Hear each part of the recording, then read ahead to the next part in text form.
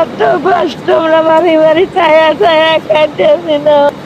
এতটাই কষ্ট লাগছে যে একটা প্রবাসীর ঘর দুয়ার সব ভাঙ্গা দিছে, কিন্তু অনেকটাই কষ্ট লাগছে। কেন জানেন দর্শক ভাই ও বোনেরা, আমরা প্রবাসের মাটিতে অনেক কষ্ট করি, অনেক পরিশ্রম করি। আমরা পরিশ্রমে ঘামের টাকা দিয়া আমরা একটা বাড়ি করি। সেই বাড়িটা মানুষ যদি শত্রুতালি করে ভাঙচুর করে দেয়, আগুন জ্বালা দেয়, আপনার কি পরানা সইব? তো যে কাজটা করছেন যে ব্যক্তি বাংলাদেশের, কিন্তু কাজটা ঠিক করেন না।